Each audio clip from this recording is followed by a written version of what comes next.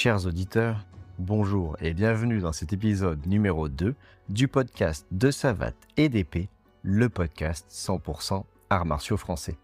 Dans l'épisode précédent, nous avions déterminé ensemble ce que sont les arts martiaux français ou les escrimes au sens de système martial. Aujourd'hui, nous allons aborder 3 autres composantes dans cette introduction aux arts martiaux français. Tout d'abord, la notion de polytechnie. Ensuite, nous approfondirons les raisons de l'effacement des arts martiaux français. Et puis nous terminerons avec les personnes et institutions qui tentent aujourd'hui de faire revivre et de redynamiser ces AMF. Commençons tout de suite par approfondir la notion de polytechnie.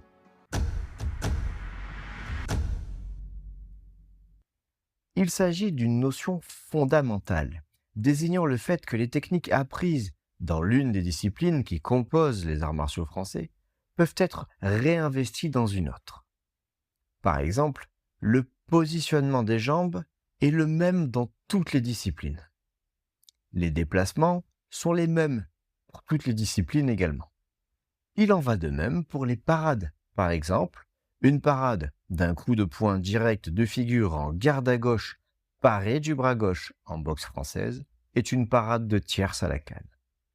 Une parade de coup de pied chassé-croisé en garde à gauche paré du bras gauche en boxe française est une parade volante de seconde au bâton militaire.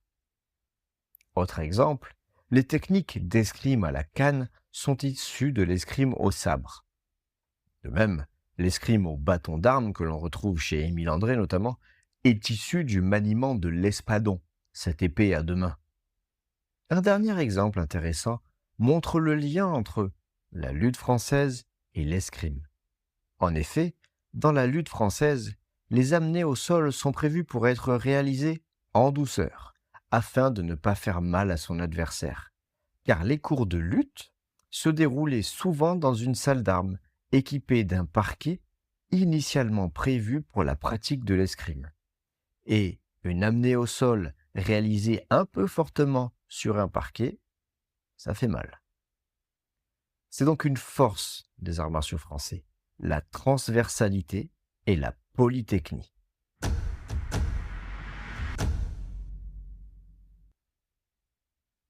Approfondissons maintenant les raisons de l'affaiblissement des arts martiaux français. Nous l'avions évoqué dans l'épisode précédent, et nous pouvons donc résumer en 5 étapes ce processus. Premièrement, la Première Guerre mondiale, la 14-18, a décimé de nombreux maîtres d'armes et instructeurs. Avec leur mort, se perd un héritage, un patrimoine martial. La Seconde Guerre mondiale va finir le travail, avec le poids de la défaite et l'invisibilisation des arts martiaux français éclipsés par les techniques de combat anglo-saxonnes dans le monde militaire, transmises via les Special Air Service français, les French SAS, qui faisaient partie des forces françaises de la libération. Troisième étape, la réduction à l'état de sport de la plupart des disciplines qui composent les arts martiaux français, avec une codification prévue pour marquer des points, la perte de la notion martiale et de l'aspect autodéfense au sortir de la Seconde Guerre mondiale, sauf dans des cas rares comme la méthode Lafon par exemple.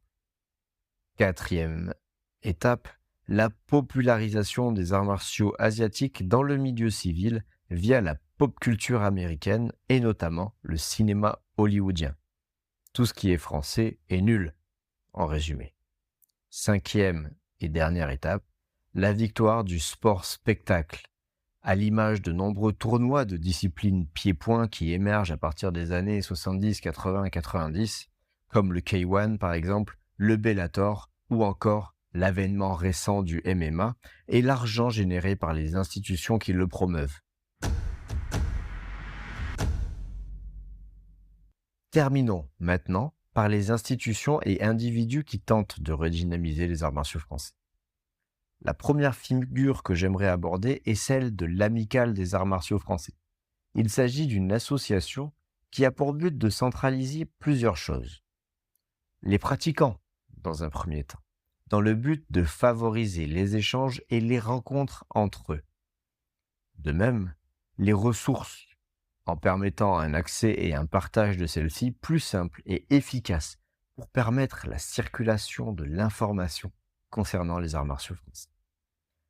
Cette amicale a également pour but de permettre une pratique sécurisée des AMF en offrant un cadre de pratique cohérent pour ses adhérents, en leur fournissant une assurance en cas de blessure si jamais ils ont adhéré à l'amicale et en mettant à leur disposition des enseignants avalisés par les cadres de l'amicale.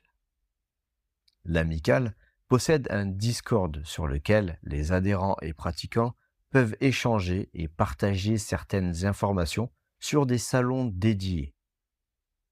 Elle dispose également d'un site web pour centraliser les informations et d'un autre pour centraliser les sources.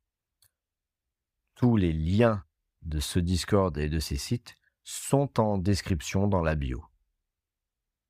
La deuxième figure que j'aimerais aborder est celle d'un sacré personnage, pilier dans le domaine des AMF, le Capitaine France. Grâce à sa chaîne YouTube et aussi à son compte Patreon sur lequel il dispense des cours, vous allez pouvoir pratiquer les arts martiaux français seul ou à plusieurs, dans votre garage ou en extérieur.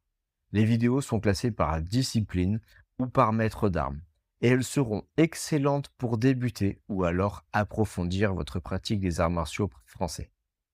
Quel que soit le cas de figure, ces vidéos vous sont indispensables pour progresser ou démarrer. Vous trouverez également des vidéos consacrées à des lectures de traités ou des analyses fines, parfois réalisées en duo avec Superfab, autre figure des arts martiaux français, autre pilier de la discipline, dont vous pouvez retrouver la chaîne YouTube, également en lien dans la bio. Superfab a pour lui d'être l'un des derniers à avoir été formé par maître Roger Lafont en personne. Je n'en dis pas plus volontairement, je n'en dis pas plus sur Monsieur Roger Lafont, puisqu'un épisode lui sera probablement consacré un jour. Toutefois, je vous encourage à aller voir la chaîne de Superfab, qui est une mine d'or consacrée aux arts martiaux français. Vous y trouverez notamment des vidéos consacrées à des archives d'époque et à leur analyse. Vous pouvez écouter ces vidéos lorsque vous êtes en train de marcher ou en train de circuler en voiture comme une forme de méditation. De même, sa chaîne YouTube met en avant des vidéos techniques grâce auxquelles vous pourrez apprendre de nombreuses choses. Et bien voilà, nous avons fait le tour de l'introduction aux arts martiaux français que nous pouvons résumer ainsi. Les arts martiaux français sont un système composé de plusieurs disciplines qui partagent 3 choses entre elles. Elles proviennent toutes, de près ou de loin, de l'escrime. Elles partagent une temporalité commune et les sources qui servent à les étudier ou les pratiquer sont toutes en langue française. Également, de par le fait qu'elles proviennent toutes de l'escrime, elles partagent une polytechnie. Il y a donc une transversalité entre les différentes techniques qui composent ces disciplines. Les arts martiaux français sont aujourd'hui marginalisés à cause d'un processus historique en 5 étapes que nous avons mentionné un peu plus en amont dans l'épisode. Dernier élément, vous pouvez vous aussi faire revivre les arts martiaux français en les étudiant et en les pratiquant grâce à des figures et grâce à l'amicale qui vous guidera dans votre pratique des arts martiaux français. Alors, n'hésitez pas, franchissez le pas et vous aussi renouez avec les traditions martiales de vos ancêtres.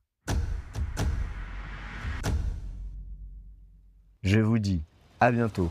C'était De Savate et d'Épée, le podcast 100% arts martiaux français et pas du tout MMA.